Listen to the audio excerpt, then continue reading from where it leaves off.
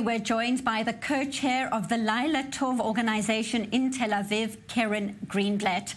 Keren, 30,000 women taking a stand in the streets of Tel Aviv on Tuesday, and now this morning Benjamin Netanyahu calling violence against women a form of terrorism. Firstly, what is your response to these comments? First of all, he's not the one who coined the term gender terrorism. We have been, activists and organizations who are fighting this issue on a day-to-day basis for years now have been saying that this is a form of terrorism against women. I don't think he deserves the credit for that, but only now realizing how serious this problem is really quite hypocritical of the Prime Minister, who should have known many years ago from all of the opposition and all of the organizations and activists' cries against gender-based violence and femicide. Now, his proposal that he made this morning that may be issued by court order, that there may be electronic tags that law enforcement services can track the location of violent individuals at all time. Much controversy about this on social media already. What is your take on that? Again, this is not a new idea. This is bills and propositions that have been around and on the table for some years now. The Minister of Justice, Layla, has been the one to try and promote this bill.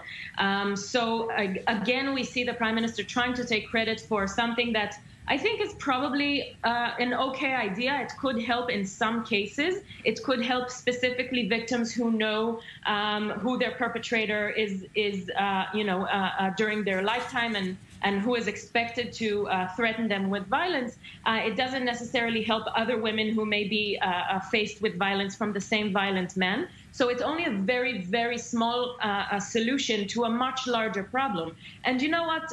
This morning, Prime Minister Netanyahu said, we not only need to help the victims, but we also need to punch the perpetrators in the face. And that just shows you how little understanding the Prime Minister has of this issue. You don't answer violence with violence. You need to have these men go through therapy. You need to find out ways to rehabilitate violent men and not answer it with violence. Not that he meant it literally, but it's just the wrong thing to say in a morning after so many thousands of women came out to the streets and cried the cry of the 24 women who were murdered and the dozens who were murdered before them before this year. So, Keren, to that exact point that you're making, it's quite clear from what you're saying that you feel authorities have taken far too long for strong, concrete action. There have been promises before in the past of funding. Those haven't come through either. So when you speak to the people that you're demonstrating with, the survivors of abuse in this country, how seriously do they take these promises from authorities?